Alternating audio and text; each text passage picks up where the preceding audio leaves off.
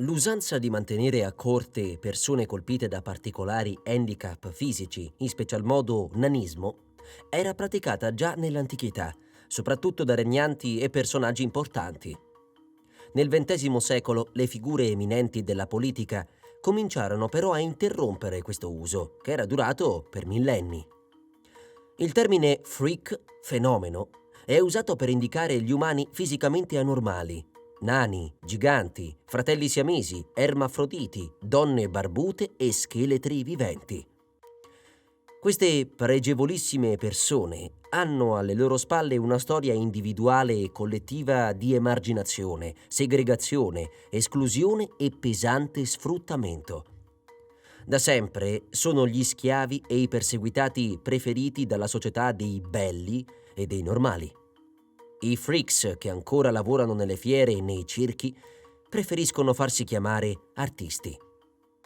I freaks sono un'aristocrazia, diceva la fotografa Diane Arbus.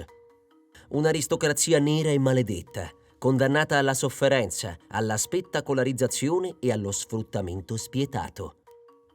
L'episodio del freak show ottocentesco, erede distorto delle fiere medievali e rinascimentali, è stato per lungo tempo l'eclatante vetrina in cui questi diversi venivano esposti per un pubblico di normali, affamati di curiosità d'ogni genere.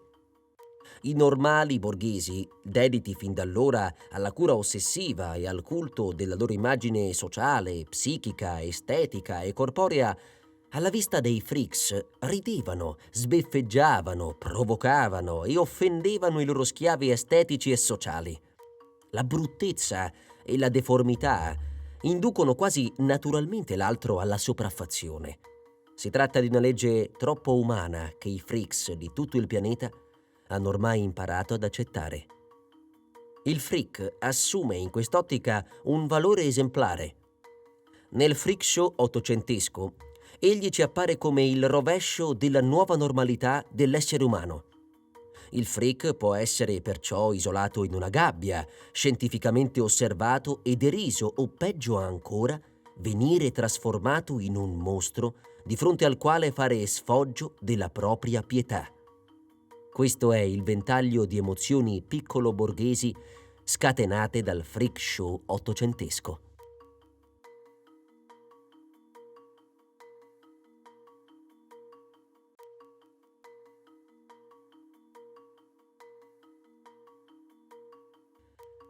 Il baraccone dei fenomeni nasce nell'Ottocento negli USA col nome di museum, come forma non itinerante di intrattenimento, spacciata per pedagogica e pseudoscientifica. In seguito occupa un padiglione sistemato al lato del tendone principale di circhi o di Luna Park e per tale motivo nel paese d'origine è chiamata prevalentemente sideshow, mentre in altri paesi, come in Italia, prende il nome di baracca dei fenomeni. Spesso ridicolizzati ed emarginati a causa di superstizioni antiquate, queste meraviglie umane, con condizioni uniche e incomprese, trovavano il loro posto nel circo, dove venivano accettati e potevano vivere dignitosamente, grazie alle loro individualità. Esseri strani sono sempre esistiti in tutte le epoche e sempre esisteranno per pagare con le lacrime, col sangue e con la schiavitù la loro diversità. Ma se il freak show fu la suprema umiliazione e ridicolizzazione collettiva dell'universo freak, esso fu anche la piattaforma concettuale per la nascita e il rilancio di una nuova coscienza collettiva e di un nuovo orgoglio freak. Fu così che il 6 gennaio 1898 i membri di una compagnia in tournée del circo Barnum and Bailey tennero a Londra un comizio di protesta. Indetto da Miss Annie Jones, la donna barbuta, il comizio fu presieduto da Sol Stone, la calcolatrice umana. Ne stese il verbale, con i piedi, la meraviglia senza braccia. Da schiavi di corte medievali, divenuti poi bizzarre curiosità nell'Ottocento, i freaks nel Novecento si preparano a diventare le vittime dell'eugenetica nazista, dei fascismi e della repressione sanguinaria del diverso messa in atto dallo stalinismo. L'esibizione dei Freaks fu così vietata nella Germania nazionalsocialista, in Cina e in Unione Sovietica. Ciò accadde non tanto per una riscossa di una qualche percezione della loro dignità umana, quanto piuttosto per l'inasprirsi dell'intolleranza, che ormai a destra come a sinistra non ammetteva più l'esistenza del diverso, neanche come schiavo, neanche come essere inferiore da additare. Non sarà per caso, purtroppo, se i nani e tutte le altre vite indegne di essere vissute finiranno in massa nelle camere a gas e nei campi di sterminio. La società del XXI secolo non ha liberato i freaks, li ha fatti scomparire del tutto dalla scena del teatro dell'immagine. Sappiamo bene come l'esclusione dalla scena pubblica e mediatica al giorno d'oggi suoni come un'effettiva condanna capitale, laddove senza spettacolo non vi è vita possibile. Il freak oggi più che mai è un sottomesso, un affronto intollerabile alla società globale, un corpo estraneo, rimosso, represso, non rappresentato, mantenuto nella segregazione e nel silenzio fino alla morte naturale, indegno persino che si rida o che ci si spaventi di lui. Oggigiorno, tuttavia, l'esibizione dei fenomeni da barcone è presente in numerosi programmi televisivi moderni, come lo show dei record, in cui a volte vengono presentati personaggi dall'aspetto curioso. Altre trasmissioni come la serie Body Bizarre e Extraordinary People, in cui viene mostrata la vita di individui con gravi disabilità e o deformità, o la serie Malattie imbarazzanti, possono altresì essere viste come l'equivalente moderno dei freak show. Tuttavia, al fine di rendere tali programmi non offensivi, i soggetti presentati sono di solito ritratti come persone eroiche e una particolare attenzione viene data a famiglie e amici, mentre viene narrato il modo per aiutare questi individui a superare la propria disabilità e come integrarsi meglio nella società, anche con il coinvolgimento di strutture ospedaliere e medici, i quali durante le trasmissioni illustrano dettagliatamente l'eccezionale caso clinico. Nel XIX secolo, sia in Inghilterra che negli Stati Uniti, i freak show raggiunsero l'apice della popolarità che venne sfruttata commercialmente da numerosi impresari circensi. Lo statunitense Phineas Taylor Barnum fu una figura importante nella diffusione di questi spettacoli. È ricordato soprattutto per la capacità di attrarre spettatori al Ringling Bros e Barnum and Bailey Circus grazie ad un'intensa pubblicità murale e giornalistica. La sua carriera fu costellata da polemiche e processi che suscitarono ancora più interessi intorno ai suoi spettacoli, che raggiunsero l'apice quando Barnum denunciò se stesso come mistificatore. Barnum divenne famoso per aver creato, nel 1842, l'American Museum, che fu distrutto 2 volte da un incendio, e il circo chiamato The Greatest Show on Earth, il più grande spettacolo del mondo, nel 1872, un enorme circo a 3 piste e con ben 4 palcoscenici che poteva ospitare 20.000 spettatori, anch'esso distrutto in un incendio. Nel 1880 si unì al suo più temibile rivale, James Anthony Bailey, formando un'enorme struttura dove trovarono lavoro oltre 1.000 persone, artisti compresi. Dopo la morte di Barnum, Bailey si trasferì per alcuni anni in Europa e al suo ritorno in America dovette sostenere la concorrenza dei fratelli Ringling, che rilevarono ben presto la gestione del circo, intitolandolo Barnum, Ringling and Bailey. Nel 1842 Barnum esibì il suo primo bizzarro personaggio, una creatura mummificata con la testa di scimmia e la coda di pesce, conosciuta come la Sirena delle Figi. Barnum organizzò in seguito l'esibizione del nano Charles Stratton, conosciuto come General Tom Thumb, presentato come ragazzo di 11 anni, anche se all'epoca ne aveva solo 4. Charles aveva smesso di crescere dopo i primi 6 mesi di vita. Era quindi alto 64 centimetri e pesava poco meno di 7 chili. Grazie agli insegnamenti di Barnum e al suo talento, il nano riusciva ad imitare molti personaggi storici, da Ercole a Napoleone. Alle 5 di sera beveva vino e alle 7 fumava i sigari per il divertimento del pubblico. Tra il 1844 e il 1845 Barnum organizzò un tour con Stratton in Europa, incontrando anche la regina Vittoria, che si disse divertita e allo stesso tempo addolorata per il piccolo uomo. Nel 1860 Barnum introdusse l'uomo scimmia William Henry Johnson, un nano di colore microcefalico che parlava una lingua misteriosa creata dallo stesso Barnum. Nel 1862 presentò la gigantessa Anna Swan e il Commodoro Nat, altro nano con il quale intrattenne anche Abraham Lincoln alla Casa Bianca. Durante la guerra di secessione americana, il museo di Barnum attirò un grande pubblico in cerca di distrazione dal conflitto. Altri personaggi che ottennero grande successo furono i gemelli siamesi, che devono i loro nomi ai primi del genere, due gemelli originari del Siam, Heng e Chang, nati nel 1811 in esibizione dal 1828. Un omologo inglese di Barnum, Tom Norman, rinominato uomo di spettacolo dell'epoca vittoriana, possedeva mostre itineranti che presentavano la donna scheletro Elisa Jenkins, il bebè con la testa a palloncino e una donna che strappava a morsi la testa ai ratti, definita come lo spettacolo più raccapricciante mai visto. Altri numeri inclusi nello spettacolo furono il Circo delle Pulci e i Selvaggi Zulù, un gruppo composto da donne obese, giganti, nani e marinai bianchi in pensione truccati di nero, parlanti una lingua inventata. Nel 1884 Norman assunse la direzione di Joseph Merrick, altrimenti noto come Elephant Man, e lo esibì per alcune settimane finché la polizia non chiuse lo spettacolo. Merrick andò poi a vivere al London Hospital sotto le cure di Sir Frederick Treves.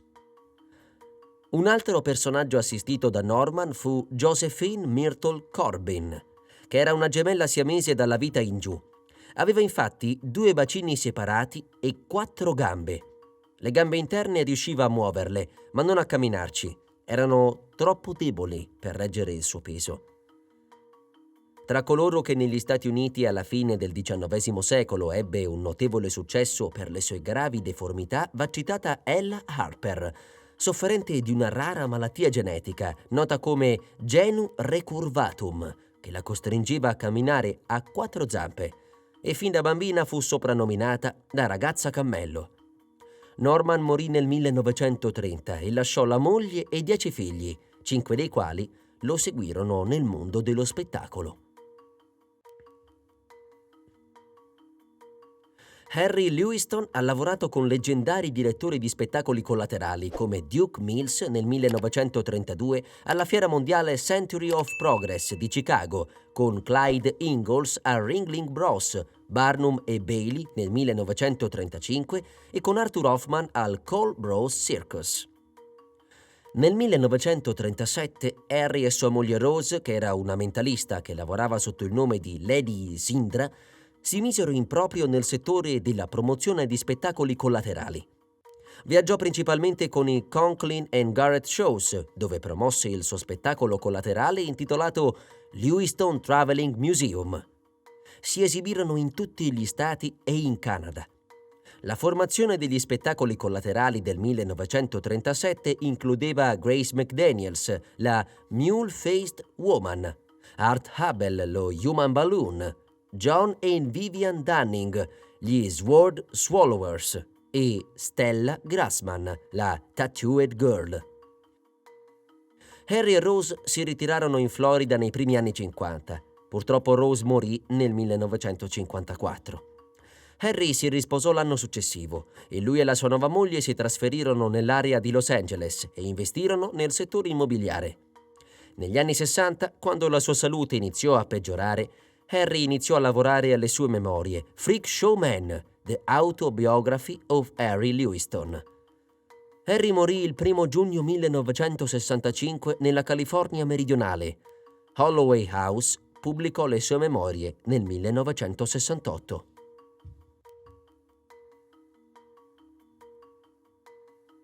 Francesco Lentini nacque a Rosolini, in provincia di Siracusa, il 18 maggio 1889. La famiglia di Francesco era numerosa, aveva 11 fratelli, ma sarebbe meglio dire che ne aveva 10 e mezzo. il fratello gemello parassita di Francesco, era nato in pratica attaccato a lui. Francesco aveva una gamba in più. La sua nascita fu vista come una maledizione dai suoi genitori. Questi, rifiutandosi di allevarlo, lo fecero crescere prima dalla nonna e in seguito presso la numerosa famiglia di una zia, ma alla fine fu affidato a una casa per bambini orfani disabili. Francesco odiava profondamente il suo corpo, fino a quando non arrivò nella casa di cura, dove poté incontrare bambini sordi, ciechi, muti o mutilati, che reputò, come avrebbe raccontato in una sua autobiografia nel 1940, molto più sfortunati di lui, rivalutando la sua condizione. In questo istituto imparò a camminare, a saltare la corda, ad andare in bicicletta e pare anche a pattinare sul ghiaccio. I suoi genitori, tuttavia, non lo abbandonarono completamente e tentarono anche di farlo sottoporre senza successo ad un intervento chirurgico per fargli amputare la terza gamba. I medici del tempo stabilirono che, dato che il suo gemello era collegato alla sua spina dorsale, la rimozione avrebbe potuto provocare una paralisi. Il 28 giugno 1898, all'età di 9 anni, Francesco salpò con la sua famiglia dal porto di Liverpool con destinazione Boston. Gli accompagnava uno zio che aveva già lavorato negli Stati Uniti come showman. L'intento era quindi probabilmente già dall'inizio quello di trasferirsi stabilmente e cercare di ottenere per Francesco una scrittura nel mondo dello spettacolo circense. Pur attraendo folle di spettatori grazie alla sua bizzarria fisica, Francesco affascinava anche grazie al suo spirito acuto e al suo spiccato senso dell'umorismo. Col passare degli anni, le sue prestazioni artistiche si sarebbero quindi concentrate più sul fascino del suo personaggio che sulla curiosità relativa alla gamba supplementare. Amava condurre le sue interviste appoggiato sul suo arto in più, vantandosi di essere l'unico uomo al mondo a non aver bisogno di una sedia, in quanto si portava sempre dietro uno sgabello. Si vantava di saper nuotare perfettamente utilizzando la sua appendice come un timone. Rispondeva a domande su ogni campo della sua vita privata, spaziando dai suoi hobby più innocenti fino ai particolari della sua vita sessuale. La gente gli chiedeva spesso se era difficile per lui trovare scarpe in un set di 3. Tra il serio e il faceto, rivelava che risolveva il problema comprandone sempre 2 paia, regalando la calzatura in più a un amico che aveva perso la gamba destra. Nel 1907 sposò Teresa Murray, un'attrice di 3 anni più giovane di lui, da cui ebbe 4 figli perfettamente sani. Ottenne in seguito la cittadinanza statunitense all'età di 30 anni. Francesco abitò con la sua famiglia molti anni a Wethersfield, nel Connecticut. Dopo l'addio alle scene nel 1952 si trasferì in Florida, ma non smise mai veramente di esibirsi. Era infatti in tour con il Walter One-Side Show, quando si ammalò e fu ricoverato in ospedale a Jackson, nel Tennessee, o a Jacksonville, in Florida, secondo altre fonti sicuramente errate. Qui morì per insufficienza respiratoria il 21 settembre 1966 all'età di 77 anni. Anche se la scienza medica riporta un gran numero di individui nati e vissuti con 3 o anche 4 gambe, Francesco Lentini è l'unico noto per aver vissuto fino a un'età così avanzata.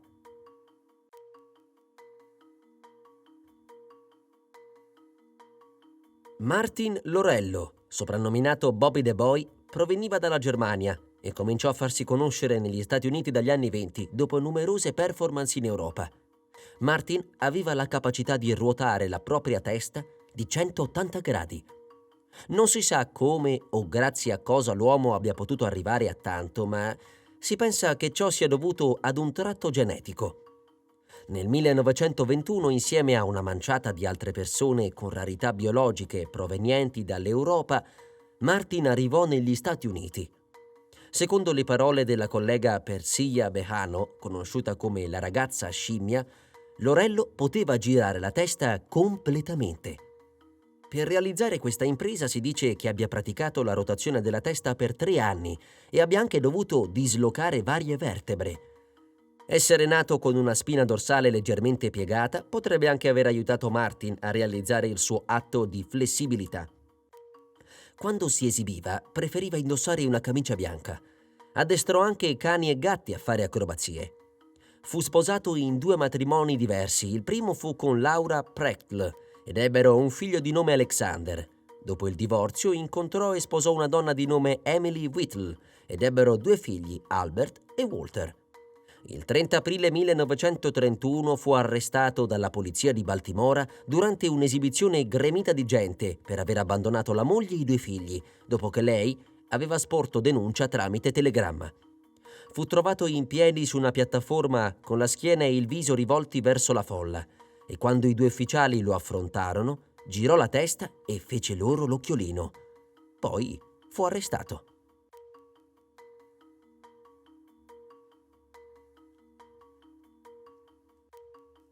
Soprannominato l'uomo foca, la malformazione di Stanislaus Berendt era conosciuta nonostante sia vissuto all'inizio del Novecento.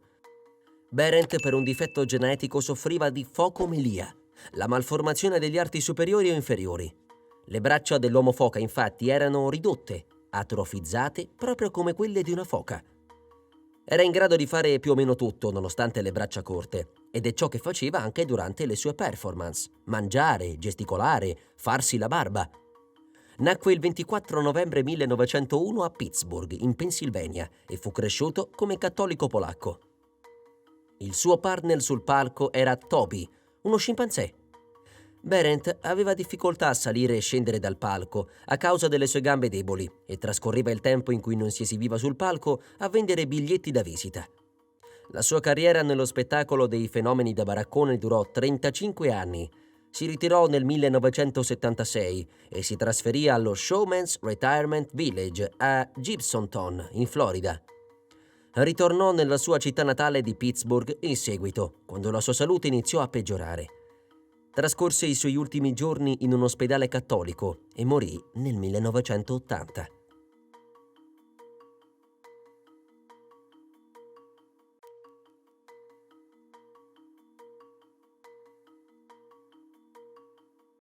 Per molti anni il mondo ha conosciuto Robert Huddleston solo come The Pony Boy e per le immagini sbalorditive che ritraggono la sua insolita postura.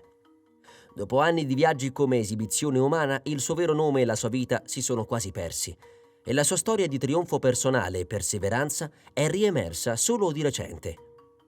Come Ella Harper, la ragazza cammello, Robert era probabilmente affetto da una forma molto avanzata di genure curvatum congenito, noto anche come deformità del ginocchio posteriore. Secondo la maggior parte dei resoconti, Robert non era in grado di stare in piedi o di usare le stampelle e quindi viveva e camminava esclusivamente a 4 zampe. Per chi lo conosceva, Robert era un uomo dal cuore gentile e laborioso che ignorava i suoi limiti. La maggior parte delle persone non notava nemmeno le sue condizioni fisiche perché non erano mai state un problema. Tuttavia gli estranei lo additavano in continuazione e così Robert prese presto in considerazione l'idea di esibire il suo aspetto fisico e la sua straordinaria forza per trarne profitto.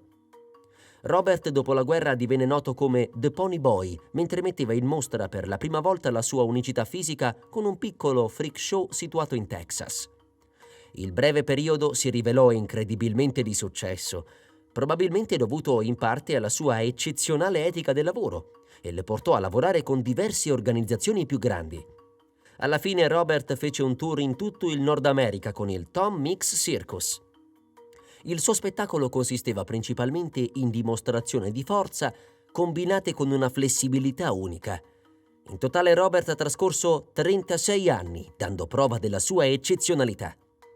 Alla fine andò in pensione a Fremont, dove continuò il suo stile di vita attivo, restaurando automobili e allevando conigli. Morì nel 1970, dopo aver vissuto la sua vita al massimo.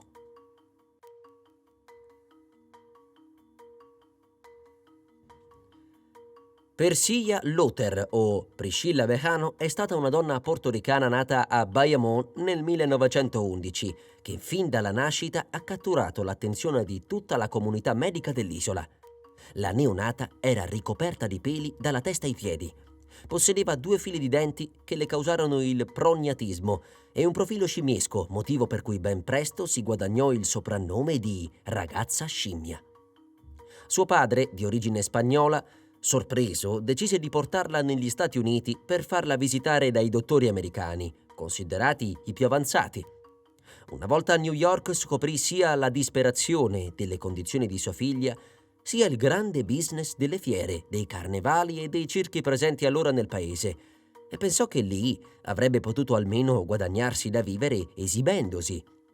Tuttavia la sua scarsa padronanza dell'inglese e del mondo dello spettacolo resero difficile la promozione per alcuni mesi, fino a quando non contattò uno showman, Karl Lothar, promotore e proprietario di diversi spettacoli, che si interessò alla bambina di 3 anni e l'assunse, presentandola come The Hairy Girl. La madre tornò a Porto Rico per prendersi cura degli altri 6 figli, ma il padre rimase negli Stati Uniti, viaggiando con la figlia ed il suo promotore nel circuito dei Luna Park e delle fiere, finché non fu ucciso durante una sparatoria a Gainesville. Aveva disposto che, se fosse morto, la tutela della bambina sarebbe passata a Lothar. Il manager e sua moglie furono da allora per lei come dei genitori. Dall'età di 15 anni, oltre a mettersi in mostra, cantava anche, perché aveva una bella voce. Il pubblico percepiva durante il suo spettacolo il contrasto tra la educata, elegante e affascinante Monkey Girl e accanto a lei una scimpanzé addestrata di nome Josephine, irascibile e maleducata nei modi, che fumava sigarette e sputava. Alla fine degli anni 30 fu esposta nella mostra di Johnny Jones insieme ad altri fenomeni e lì incontrò Emmett Behano, un giovane della Florida che era stato esposto fin dall'età di 6 anni come l'uomo con la pelle di coccodrillo a causa della sua ittiosi.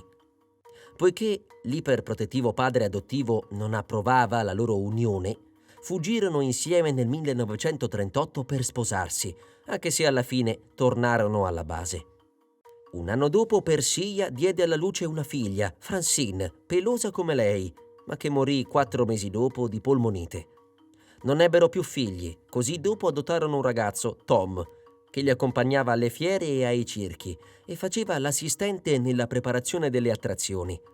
Da allora Persia ed Emmett sono stati presentati come il matrimonio più strano del mondo, la ragazza scimmia e il ragazzo coccodrillo. Nel 1945 lasciarono lo spettacolo di Lothar per il circo Ripley's Believe or Not, unendosi anche ai Ringling Brothers.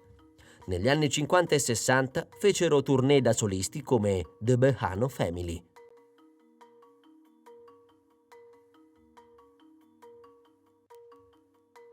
Minnie Huxley era nota come la ragazza uccello. Nacque nella contea di Rabun, nello stato della Georgia, USA, nel 1880 e a differenza di molti altri suoi colleghi, non aveva malformazioni eccessivamente pronunciate. A causa del suo corpo deformato assunse automaticamente le sembianze di un uccello, che si aggiunsero al ritardo mentale e ai problemi alla vista. Prima di cominciare la sua carriera nei spettacoli di Freaks, era stata rinchiusa in un istituto di igiene mentale. Fu salvata da uno showman itinerante e fu comunemente chiamata Minnie Ha-Ha.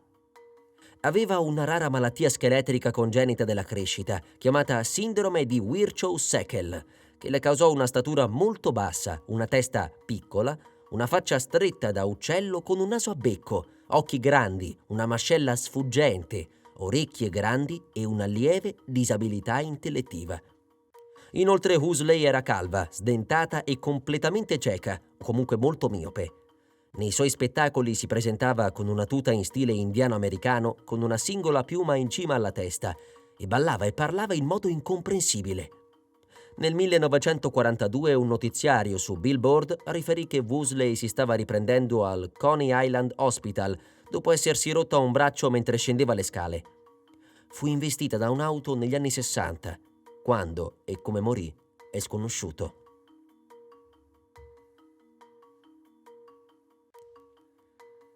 La storia dell'uomo elefante è una delle più conosciute e adattate per il teatro e per il cinema. Nato a Leicester, in Inghilterra, il 5 agosto 1862, Joseph Merrick cominciò a mostrare difetti fisici dall'età di 3 anni, quando bozzi e protuberanze apparvero su una parte del suo corpo. Scacciato di casa dalla matrigna a 12 anni, passò un'adolescenza di stenti, fino a quando accettò un lavoro come attrazione, grazie al quale riuscì a redimersi un po'. Fu molto apprezzato e ben voluto dalla società dell'Inghilterra vittoriana, nonostante le esibizioni vennero presto proibite. La vita di Merrick è stata raccontata nel film The Elephant Man, diretto da David Lynch nel 1980 e tratto dal romanzo The Elephant Man and Other Reminiscences di Sir Frederick Travis. Il corpo di Merrick era interamente deformato dalla malattia, esclusi i genitali e il braccio sinistro. Da piccolo subì anche una brutta caduta e si ruppe la gamba sinistra. La famiglia, essendo povera, non poté pagare le cure mediche, così Joseph dovette rassegnarsi a vivere con la gamba storpia non solo per effetto della malattia, ma anche per la frattura mai risanatasi. Sua madre, Mary Jane, morì quando Joseph aveva 10 anni. Stando ai ricordi della famiglia, era anche lei zoppa.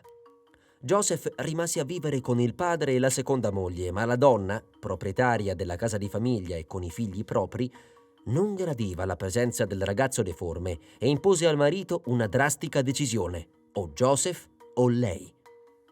Cacciato di casa, il ragazzo riuscì a sopravvivere vendendo lucido da scarpe in strada e trovò infine lavoro come fenomeno da baraccone. Fu trattato decentemente e riuscì ad accumulare una piccola somma di denaro.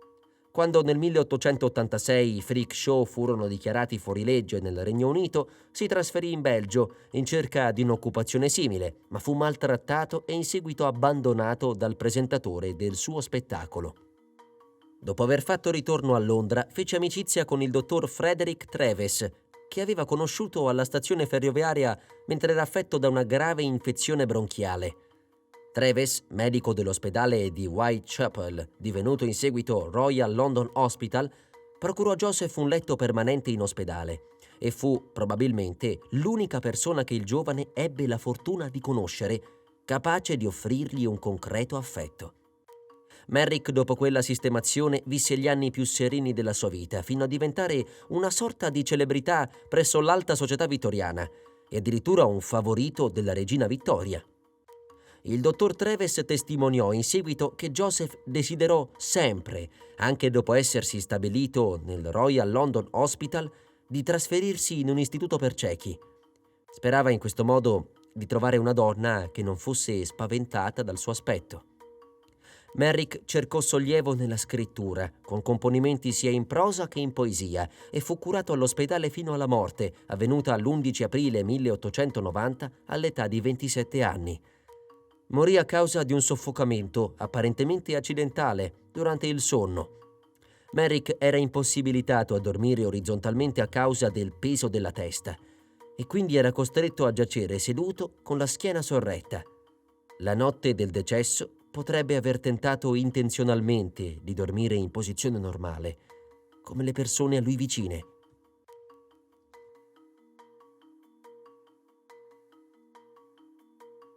Sam Alexander è uno dei pochi che non presentava malformazioni a causa di malattie genetiche. Durante gli anni '20 Sam lavorava in un teatro di Chicago quando fu coinvolto in una violenta esplosione, poiché per una sua disattenzione con una sigaretta accesa causò un'esplosione di benzina che gli bruciò gran parte del viso. Dato che era già abituato ad essere al centro dell'attenzione di un pubblico, l'uomo dalle due facce trasformò il suo volto deformato in una miniera d'oro. Durante il giorno indossava una maschera per nascondere il suo vero aspetto, privo di guance, mento e labbra, mentre di notte, durante gli spettacoli, indossava una maschera fatta da una professionista di protesi, per poi togliersela. Ma il suo vero volto era veramente spaventoso. Sam raccontava la sua storia al pubblico, ma quando si toglieva la maschera la gente sveniva e molti scappavano dalla sala. Così fu estromesso dallo spettacolo. Sam subì 72 operazioni nel corso della sua vita per riparare il suo volto, tutte senza successo. Alla fine decise che gli anni rimanenti della sua vita non erano il massimo da trascorrere dietro la maschera. Morì nel 1997. Molto tragica è stata la storia di Grady Stiles. Per una malattia genetica, tutti i membri della famiglia Stiles avevano mani come un'aragosta. Soffrivano di ectrodattilia, una malattia che causa una fusione delle dita per generare arti simili a tenaglie. Nel 1937 nacque Grady ed il padre lo introdusse negli show già in tenera età. Dopo la nascita, all'età di 7 anni, fu inserito nell'attrazione secondaria del padre. Grady si sposò 2 volte ed ebbe 4 figli, 2 dei quali avevano anche loro l'ectrodattilia. Grady era un alcolizzato e maltrattava la sua famiglia. A causa della sua malattia, non era in grado di camminare. Anche se a volte usava una sedia a rotelle, più comunemente usava le mani e le braccia per la locomozione. Sviluppò una notevole forza nella parte superiore del corpo che, se combinata con il suo cattivo carattere e l'alcolismo, lo rese pericoloso per gli altri. La prima moglie di Grady, Mary Teresa, lo lasciò per sposare Harry Glenn Newman, una personcina che era definita l'uomo più piccolo del mondo. Il 28 settembre 1978 a Pittsburgh, in Pennsylvania, Grady sparò e uccise il fidanzato della figlia maggiore alla vigilia delle loro nozze, poiché non lo approvava. Fu portato a processo, dove confessò apertamente di aver ucciso l'uomo e fu condannato per omicidio di 3° grado. Non fu mandato in prigione, poiché nessuna istituzione statale era attrezzata per prendersi cura di un detenuto con ectrodattilia. Grady fu invece condannato agli arresti domiciliari e a 15 anni di libertà vigilata. In seguito smise di bere e durante questo periodo si risposò con la sua prima moglie, Mary Teresa. Tuttavia ricominciò presto a bere e la sua famiglia affermò che era diventato ancora più violento.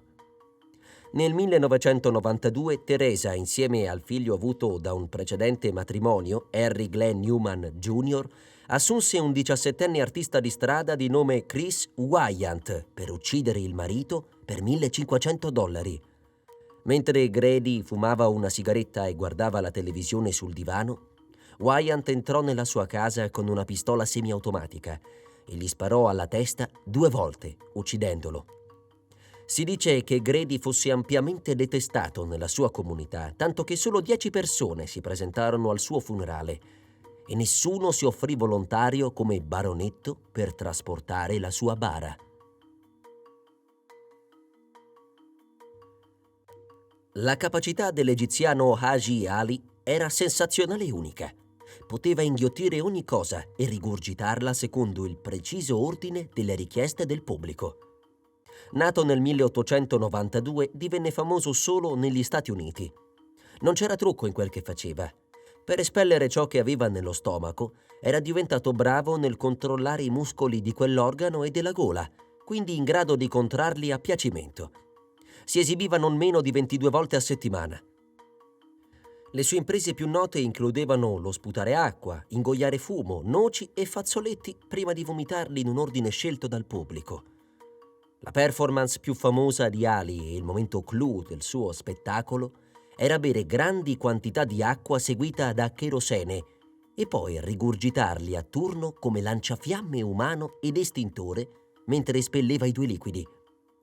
Mentre venivano eseguite queste performance, un gruppo di membri del pubblico veniva invitato a guardare lo spettacolo da vicino per verificare che non fosse stato impiegato alcun trucco.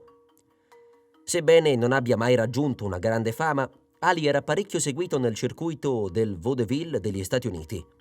Si è esibito per diversi capi di Stato, tra cui lo zar Nicola II di Russia. Le insolite capacità gastriche di Ali hanno portato a voci secondo cui il Rockefeller Institute aveva offerto una grossa somma di denaro per ottenere il suo stomaco post-mortem.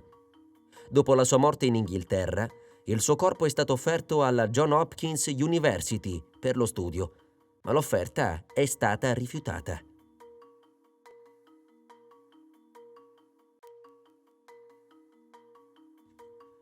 Chang e Deng Bunker erano gemelli congenitamente uniti che ottennero fama mondiale per la loro anomalia anatomica. Come risultato della loro fama e grazie a loro, venne coniato il termine di gemello siamese per indicare la condizione di essere uno o di una coppia di gemelli uniti tra loro e di qualsiasi nazionalità. Erano attaccati all'altezza dello sterno da una striscia di cartilagine e avevano il fegato in comune. La loro particolarità anatomica li fece apprezzare in particolar modo dai bambini e ottennero persino un'udienza con il re del Siam. Al loro arrivo negli Stati Uniti era stato suggerito che Chang e Deng potessero essere separati chirurgicamente. Alcuni dubbi sulla sicurezza dell'operazione, così come l'apparente considerazione dei gemelli per il comfort reciproco e il notevole adattamento alle loro condizioni, li portarono a rifiutare l'operazione. Erano tiratori esperti e sapevano correre e nuotare e in breve funzionavano molto bene come un'unità. Nel 1829 Chang ed Eng incontrarono e vennero assunti dal mercante inglese Robert Hunter. Lasciarono il Siam e per tutto il decennio successivo viaggiarono negli Stati Uniti orientali e in Canada, Cuba ed Europa fino all'età di 21 anni. Scaduto il contratto con Hunter, si trasferirono a Wilkesboro, nella Carolina del Nord. Acquistarono una fattoria e iniziarono a fare i contadini. Qui presero la cittadinanza statunitense, scegliendo il cognome Bunker, e sposarono nel 1843 due sorelle, Adelaide e Sarah Ann Yates. Eng e Sarah Ann ebbero 11 figli, Chang ed Adelaide ne ebbero 10. Le due famiglie vivevano in case separate e i gemelli si alternavano trascorrendo 3 giorni in ogni casa. Durante la guerra civile americana persero gran parte del loro denaro e nel 1869 andarono di nuovo in tournée in Europa. Chang, che era più lunatico di Eng, aveva iniziato a bere molto. Nel 1870, mentre tornavano negli Stati Uniti dal loro tour di successo, Chang ebbe un ictus paralitico. Circa 4 anni dopo, durante la notte, Chang ed Eng morirono, Chang precedendo Eng di circa 3 ore. Un'autopsia rivelò che anche i fegati dei fratelli erano congiunti.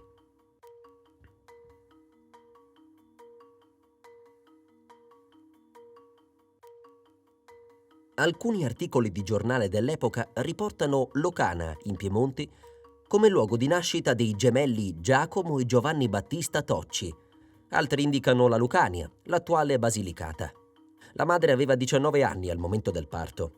I genitori dei gemelli Tocci non permisero alcuno studio medico approfondito su di essi, in quanto credevano che ciò ne avrebbe ridotto la fama. I gemelli vennero sfruttati dai genitori, che ci lucravano esponendoli al pubblico come fenomeni da baraccone, per provvedere alla numerosa famiglia formatasi nel frattempo. I gemelli avevano 2 teste, 2 colli, 2 gabbie toraciche, che si univano a partire dalla sesta costola, 4 braccia e 2 gambe. Avevano inoltre 2 cuori, 2 stomaci, 2 paia di polmoni e 2 diaframmi, mentre condividevano l'intestino, l'ano e il pene. Ciascun gemello controllava la rispettiva gamba e non aveva controllo sul corpo del fratello. I gemelli Tocci non sapevano camminare, non avendo uno sviluppo muscolare adeguato nelle loro gambe, in parte dovuto al troppo tempo passato ad essere esposti senza la possibilità di muoversi o all'impossibilità di controllarle a causa della differenza di carattere che ne impediva una sincronizzazione perfetta. Questa condizione di immobilità rese più semplice il loro sfruttamento da parte dei genitori. Nel 1891 i gemelli si recarono negli Stati Uniti per effettuare un tour, per il quale vennero pagati $1.000 a settimana. Nel marzo 1892 arrivarono a New York, dove soggiornarono per 3 settimane.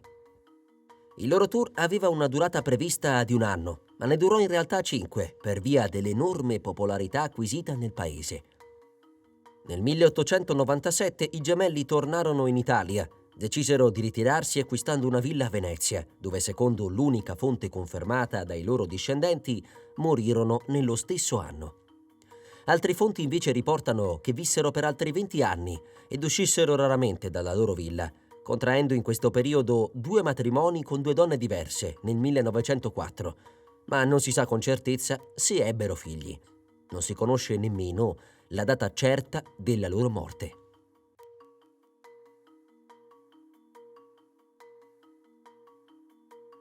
Matthias Buchinger, conosciuto anche con il nome inglese Matthew Buchinger, è stato un artista, calligrafo e illusionista tedesco. Era considerato uno dei più abili artisti e intrattenitori del suo tempo, nonostante fosse nato senza mani e gambe.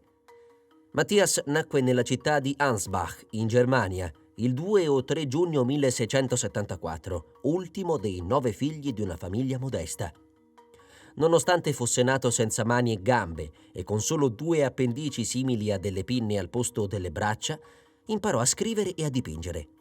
Era inoltre in grado di suonare diversi strumenti musicali, di usare le armi da fuoco, di costruire modellini di navi in bottiglia e di mettere in scena giochi di prestigio, in particolare con l'uso dei bussolotti.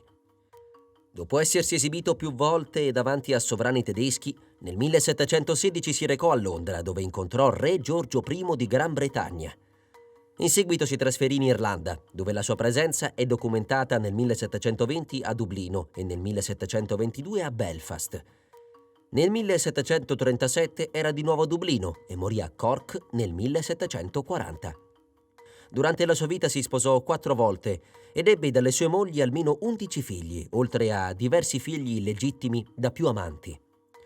Tra le opere più notevoli vi sono i suoi disegni e le incisioni, raffiguranti ritratti o paesaggi talmente ricchi di minuscoli dettagli che in alcuni casi è necessaria una lente di ingrandimento per riuscire a distinguerli. Esempio di ciò è il proprio autoritratto, nel quale i riccioli della parrucca sono in realtà composti da microscopiche scritte che riportano i versi di alcuni salmi della Bibbia.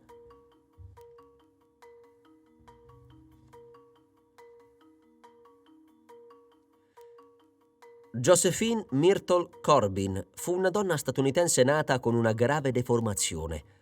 Era una gemella siamese dalla vita in giù. Aveva infatti 2 bacini separati e 4 gambe. Riusciva a muovere le gambe interne, ma non a camminarci. Erano troppo deboli per reggere il suo peso. Josephine, nonostante la deformazione, dovette ritenersi molto fortunata a sopravvivere assieme alla madre al parto, in quanto secondo i medici che la visitarono dopo la nascita, in caso di presentazione podalica non ci sarebbero state speranze per lei e probabilmente neanche per la madre. A 13 anni entrò nel mondo dei fenomeni da baraccone con il soprannome Four-Legged Girl from Texas, riscuotendo un successo tale da spingere altri showman a falsificare 2 gambe extra per cercare di avere dei freaks uguali a lei. Nonostante ciò, all'età di 19 anni, Josephine sposò Clinton Bicknell e lasciò temporaneamente il mondo dello spettacolo. La sua prima gravidanza venne abortita perché lei si ammalò ed i medici erano preoccupati per la sua sopravvivenza. Dopo ebbe 7 figli, di cui solo 4 superarono l'infanzia. Dopo che i suoi figli raggiunsero l'età adulta, nel 1909 riprese ad esibirsi, oltre 20 anni dopo il suo primo ritiro. Josephine Myrtle Corbin morì nel maggio del 1928 a Cleburne, in Texas.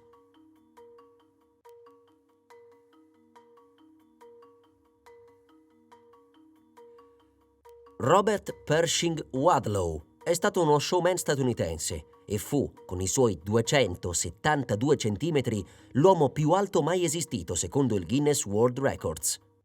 La sua notevole altezza fu dovuta all'iperplasia della ghiandola pituitaria, una malattia che lo portò a crescere in media quasi 10 centimetri ogni anno. Wadlow durante gli spettacoli era abbigliato con suoi vestiti normali, in quanto non voleva travestirsi da clown come gli aveva richiesto il circo.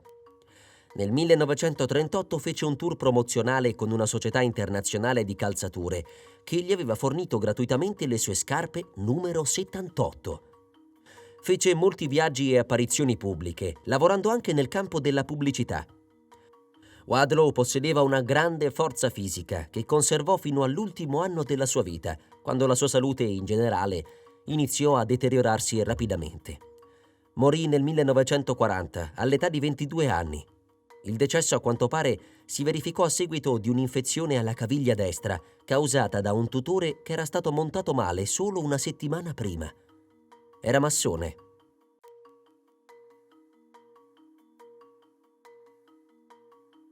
Un grande esempio di determinazione, ancora troppo poco conosciuto in Europa, è Aloysia Wagner, nata probabilmente nel 1907, affetta da tetramelia, malattia che l'ha portata fin dalla nascita a vivere in assenza di braccia e gambe. Una malattia che oggi è conosciuta al pubblico grazie al motivatore Nicolas Vujicic, affetto dalla medesima patologia. Le informazioni sulla vita di Aloysia sono molto poche. Di lei sappiamo che è nata in Germania e che, come molti altri all'epoca, è partita insieme al fratello per cercare fortuna negli Stati Uniti. Per esibirsi, Aloysia scelse di farsi chiamare Violetta, che è il nome con cui venne conosciuta lungo tutto il Nord America. Nel 1929 Violetta posò anche per il giornale surrealista belga Variété e per il London Life Magazine. Era in grado di prepararsi per gli spettacoli da sola, riuscendo a maneggiare molti oggetti con la bocca. Era perfino in grado di aggiustarsi i vestiti di scena. Secondo alcuni articoli pare che la donna fosse sposata, ma non sono state rese note altre informazioni riguardanti il marito. Non si conosce la sua data di morte e non è chiara la ragione del suo ritiro dalle scene americane, ma ciò che sappiamo di lei e ciò che veniva scritto su di lei ci rende consapevoli del grande sforzo fatto dalla donna per riuscire ad inserirsi nella società del tempo e riuscire anche grazie al suo corpo a realizzare il sogno di diventare una cantante. Si tratta di uno dei primi grandi esempi di quanto la determinazione riesca a superare ogni limite, anche all'interno di una società come quella dell'epoca, non ancora pronta alla disabilità.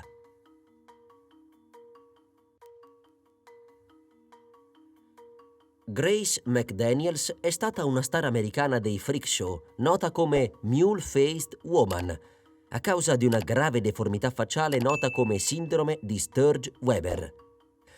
Si unì al Traveling Circus di Harry Lewiston, dove veniva pagata $175 a settimana. Dopo aver vinto il concorso The Ugliest Woman nel 1935, Grace si unì allo spettacolo collaterale di Harry Lewiston viaggiando per il paese e anche alcune parti del Canada. Sebbene abbracciasse la sua disabilità, a Grace non piaceva mai farsi fotografare, perché riteneva che pubblicizzarsi avrebbe mostrato una mancanza di amor proprio. Grace si sposò brevemente negli anni 30, ebbe un figlio, Elmer, e una figlia, Stella, 4 anni dopo, che definì il suo tesoro più grande. Grace fu descritta come una madre incredibile, che si sarebbe spinta oltre per rendere felici i suoi figli. Elmer e Stella McDaniels furono i suoi manager commerciali e viaggiarono con lei fino alla sua morte nel 1958. Grace morì per cause naturali tra un tour e l'altro a Chicago, Illinois. Fu sepolta a Gibsonton, in Florida, dove la sua tomba è un punto di riferimento dello Stato americano.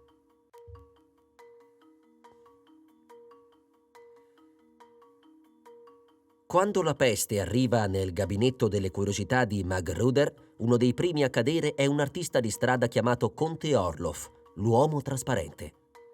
Orloff era una persona reale, che in effetti morì nel 1904.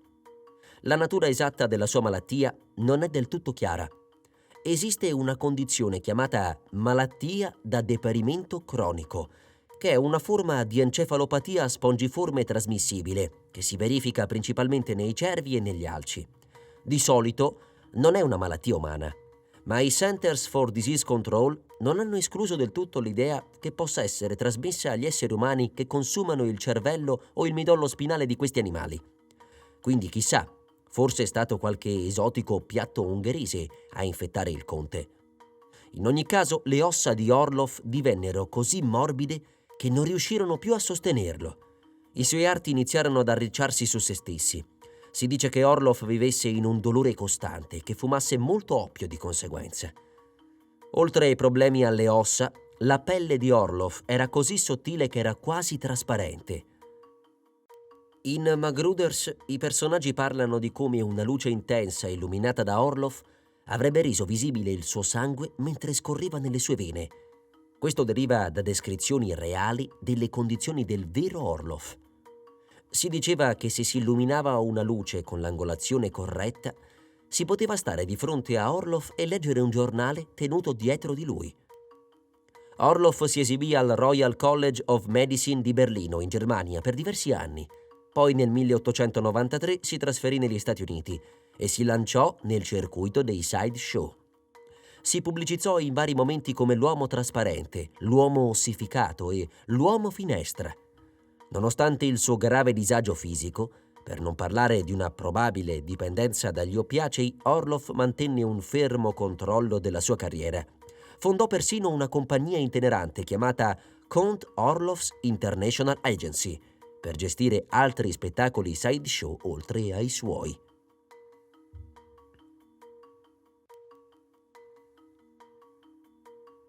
Fanny Mills, nata il 30 agosto 1860, nota con il nome d'arte di Ohio Bigfoot Girl, era una donna anglo-americana che raggiunse la fama come attrazione nei musei da quattro soldi durante gli anni '80 dell'Ottocento. Fanny soffriva di una rara malattia chiamata malattia di Milroy, che le fece crescere gli arti inferiori fino a raggiungere dimensioni enormi. La famiglia emigrò a Sandusky, nell'Ohio, attorno al 1870. Sebbene i suoi fratelli fossero nati senza difetti, Fanny iniziò a mostrare sintomi associati alla malattia di Milroy in tenera età. Si vociferava che la famiglia attribuisse la sua afflizione a una storia che raccontavano su come il padre di Mills costrinse sua madre a lavare la gamba gonfia di un cavallo mentre era incinta. Da bambina si notò che Fanny non camminava quanto barcollava. A causa di questa disabilità fu conosciuta in tutta la cittadina e il sospetto iniziò ad attirare l'attenzione della stampa. Vari espositori offrirono alla famiglia di esporre Fanny per contribuire al reddito familiare, ma il padre declinò tutti gli inviti. Dopo la sua morte nel 1885, tuttavia, Fanny decise da sola di esibirsi contro la volontà della famiglia. Con l'aiuto di un'amica, Mary Brown, che l'aiutò a camminare e a cambiare le scarpe, Fanny partì per la costa orientale all'età di 25 anni. La maggior parte dei resoconti registra come i piedi di Fanny misurassero quasi 49 cm di lunghezza per 18 cm di larghezza. I suoi piedi sembravano molto più grandi, in parte a causa della sua piccola statura. Da adulta pesava poco più di 50 kg. Al culmine della sua popolarità, Fanny guadagnava $150 a settimana, circa $4.000 oggi. La sua salute iniziò a declinare nel 1892, il che la costrinse a ritirarsi. Fanny morì il 3 maggio 1899 a Perkins, contea dell'Erie, in Ohio, all'età di 39 anni. È sepolta nel cimitero di Oakland, a Sandusky, accanto a suo marito William, morto di cancro nel 1904, all'età di 69 anni. Il Follett House Museum a Sandusky attualmente espone le forme che furono utilizzate per realizzare le sue scarpe.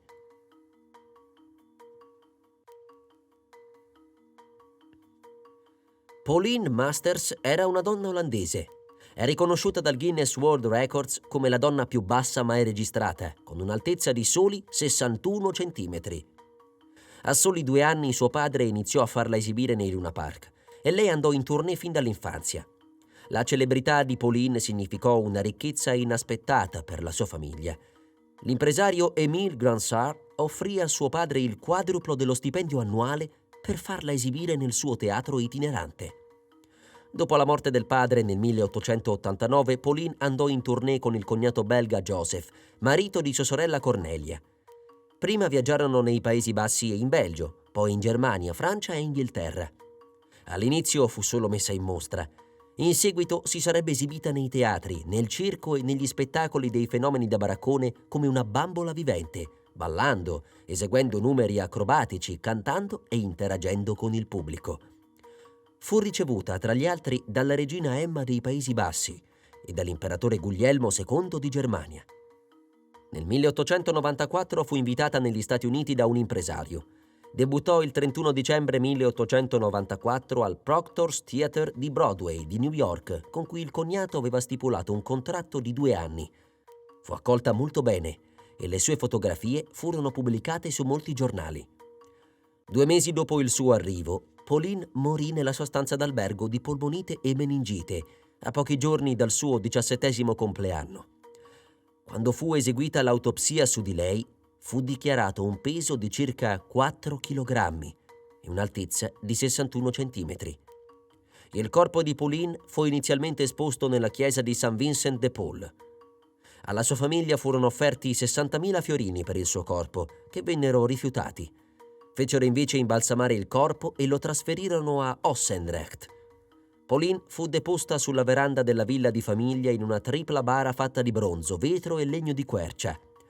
In accordo con il suo nome d'arte, fu vestita come una principessa con un abito di seta, una corona, diamanti e gemme. Molti abitanti vennero a porgere l'ultimo saluto. L'8 marzo 1895 fu sepolta nel cimitero locale. Il fascino per ciò che è diverso, straordinario o fuori dall'ordinario non si è mai spento. Dai freak show delle fiere itineranti del passato, immortalati in film come Freaks e The Elephant Man, alle moderne reinterpretazioni che combinano modifiche corporee estreme e performance teatrali, l'umanità sembra avere una curiosità insaziabile per ciò che sfida la normalità. Tuttavia, oggi il palcoscenico non è più limitato a baracche o spettacoli itineranti. Con l'avvento dei social media, le persone che un tempo sarebbero state parte di un sideshow ora si raccontano autonomamente, raggiungendo milioni di persone in tutto il mondo.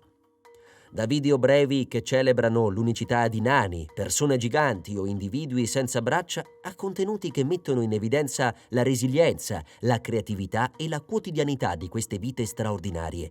Le piattaforme digitali hanno dato una nuova voce a chi un tempo era guardato solo attraverso un filtro di curiosità morbosa. Oggi il fenomeno dei freak show è diventato una riflessione collettiva su accettazione, celebrazione e inclusione. Mentre guardiamo a questi esempi di unicità, la domanda più grande che rimane è: come possiamo rompere le barriere della percezione per celebrare l'incredibile diversità della condizione umana? E cosa significa davvero essere normali?